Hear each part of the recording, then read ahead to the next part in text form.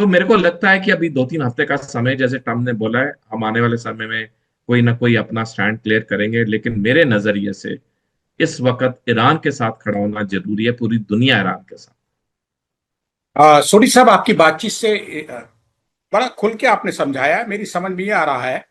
अगर भारत की जमीन पे कुरुक्षेत्र में हुए महाभारत के इतिहास को पलटा जाए, गीता को पलटा जाए, पढ़ा जाए और अन्य ग्रंथों को देखा जाए, विशेष तौर से महाभारत को, तो भारत इस वक्त भीष्म पितामह की स्थिति में तो है, सब कुछ होते देख रहा है लेकिन बोल नहीं पा रहा है।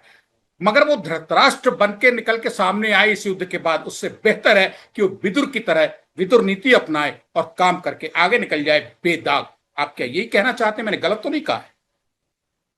बिल्कुल आपका आंकलन से, संजीव जी देखिए, जब इंसान एक बड़े पोजीशन पे होता है, या देश जब एक बड़े पोजीशन की राह पे चल रहा होता है, उसके हर बयान, जो बोला गया और जो नहीं बोला गया, वो बाकी लोग देखते हैं, बाकी दुनिया उसे देखती है।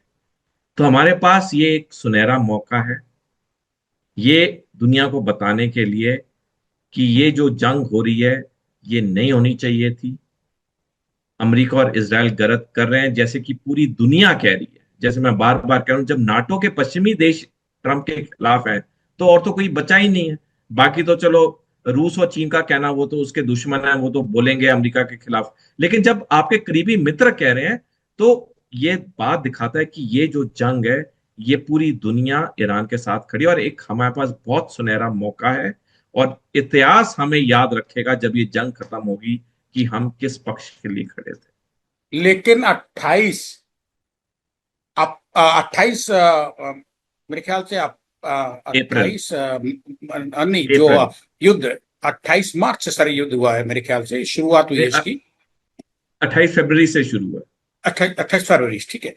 सर, ये जो जंग शुरू हुई है 28 फरवरी से शुरू हुई है, भारत भीष्म पितामह की तरह सब कुछ होता देख रहा है महाभारत में, कुरुक्षेत्र में खड़ा, कहीं खुलकर नहीं बोला है। अब ये खामोशी भारत के लिए खतरनाक बने, उससे बेहतर है कि वो भीष्म पितामह की भूमिका छोड़ के, धृतराष्ट्र की भूमिका छोड़ के, फिर वही लौट मैं कह रहा हूं कि कृष्ण की भूमिका में आए, धर्म के लिए युद्ध करे, धर्म के साथ हो जाए। और जहां झूठ बोलकर भी धर्म की रक्षा हो रही होती है, पूरा महाभारत वहां कृष्ण जी ने करा दिया, सब धर्म के नाम पे हुआ था।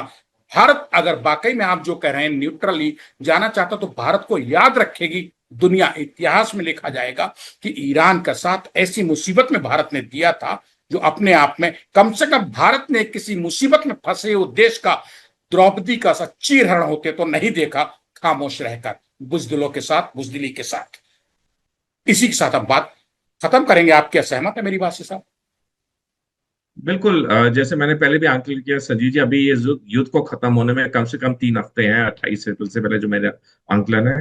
तो मेरे को उम्मीद है कोई ना कोई ऐसा बयान आएगा जो कि साफ दिखाएगा कि हम इस आक्रमण के खिलाफ हैं। जैसे दुनिया के अधिकतर देश, इटली तक, इटली की प्रधानमंत्री की नजदीकी अमेरिकी राष्ट्रपति के साथ सारी दुनिया जानती है, इटली की प्रधानमंत्री भी अमेरिका के खिलाफ खड़ी हो गई है। स्पेन, फ्रांस, ब्रिटेन तो खड़े हुए हैं। तो एक सुनहरा मौका है। मेरे को उम्मीद है कि अगले 2-3 हफ्ते में ऐसा हमारा पक्ष क्लियर होगा। क्योंकि जैसे मैंने कहा, जब इस दौर का इतिहास कुछ दशकों बाद लिखा जाएगा, तो ये एंगल बहुत ज्यादा मेंशन होगा, क्योंकि हम एक सुपर पावर बनने के रास्ते पे हैं, हम एक विश्व गुरु बनने की राह पर हैं। शुक्रिया जशिंदर सिंह सोढ़ी साहब, स्टेट प्राय हिंदी से इस खास मुद्दे पे बेबाक बात करने के लिए, और मेरी बात से सहमत होने के लिए कि भारत भीष्म पितामह की तरह ना खड़ा रहे खामोश, बल्कि वो ईरान के पक्ष में बोल के, इस वक्त मौका है, विदुर नीति अपनाए और सफलता के साथ आगे निकल जाए, वरना धृतराष्ट्र का सा दाग भारत पे आने वाली पीढ़ियां लगाएंगी जरूर, ये तय है। शुक्रिया सोढ़ी साहब।